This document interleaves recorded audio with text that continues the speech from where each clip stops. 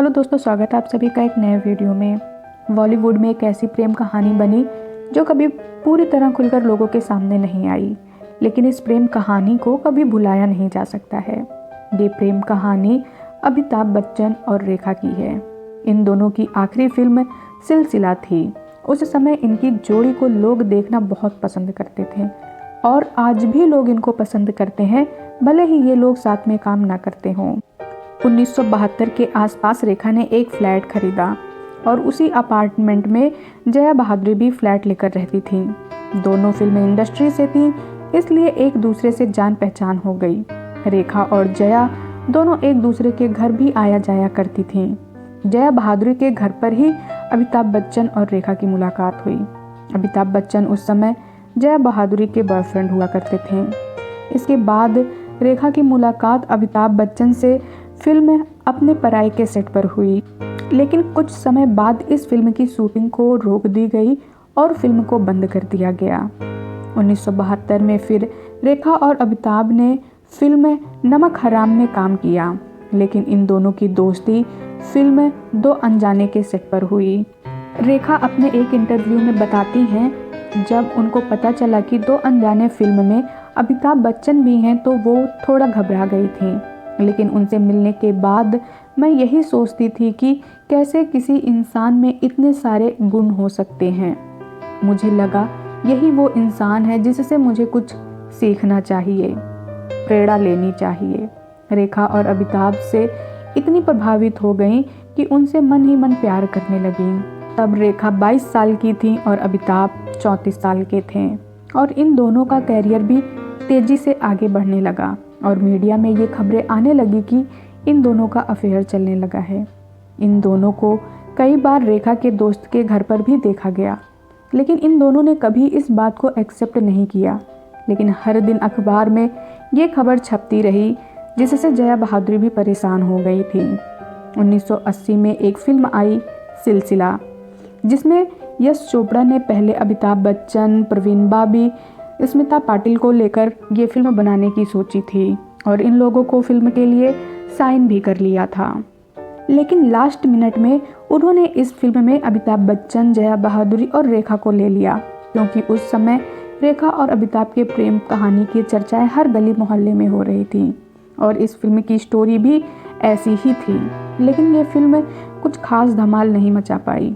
लोगों को इस फिल्म के गाने बहुत पसंद आए, लेकिन ये फिल्म लोगों को नहीं पसंद आई और फिर इसी फिल्म से अमिताभ और रेखा का सफ़र अलग हो गया। इनका सिलसिला यहीं ख़त्म हो गया। इस फिल्म के बाद रेखा ने लगभग 80 फिल्म और अमिताभ बच्चन ने 150 फिल्में की होंगी, लेकिन सिलसिला के बाद इन दोनों ने कभी साथ में काम नहीं किया। कहा जाता है इस फिल्म में जया बच्चन इस शर्त पर काम कर रही थी कि इस फिल्म के बाद रेखा और अमिताभ बच्चन कभी साथ में काम नहीं करेंगे। एक बार जया बच्चन ने रेखा को खाने पर बुलाया था। उस समय अमिताभ बच्चन शूटिंग के सिलसिले में बाहर गए थे। रेखा और जया बच्चन ने ढेरों बातें की। जब रेखा जाने लगी तो जया ने उनसे कहा, मैं अमित जी को कभी नहीं छोड़ूंगी। इसके बाद रेखा अमिताभ बच्चन से कभी नहीं मिली। कहा जाता है कि जब 1980 में रेखा ऋषि कपूर और नीतू के शादी में पहुंची थी, वहीं पर यह पहली बार सिंदूर और मंगलसूत्र पहनकर पहुंची थी। तब लोगों को लगा शायद अमिताभ बच्चन और रेखा ने चुपके से शादी कर ली होगी। लोगों के पूछने पर रेखा ने कहा वो एक फिल्म की शूटिंग से डायरेक्ट आ रही हैं और मेकअप उतारना भूल गई हैं। रेखा से एक बार एक इंटरव्यू में पूछा गया कि अमिताभ बच्चन आपके साथ रिश्ते को नकारते हैं। इस पर रेखा ने जवाब दिया, वो शादीशुदा हैं, वो अपनी बीबी, अपने बच्चों और अपनी छवि को बचाने के लिए ऐसा बोलते हैं, जो कि अच्छी बात है, लेकिन मुझे इन सब से कोई फ़र्क नहीं पड़ता है। वह मुझसे प्यार करते हैं और मैं उनसे। रेखा ने और एक इंटरव्यू में बताया कि जब उनको पता चला कि अमिताभ ने सभी फिल्म निर्माताओं से कह दिया है कि मैं रेखा के साथ काम नहीं करूँगा, जब मैंने उनसे पूछा तो उन्होंने कहा, मुझसे मत पूछो, मैं कुछ नहीं कहूँगा। उनके इस जवाब से मैं काफ़ी दुखी हुई। उन्होंने मुझे 2 रिंग गिफ्ट की थी, जिसे मैं हमेशा अपने हाथों में पहन कर रखती थी। मैं उसको कभी नहीं निकालती थी, लेकिन जब हम अलग हुए तो मैंने उनको वो रिंग वापस कर दी। उस समय मैं खूबसूरत फिल्म की शूटिंग कर रही थी।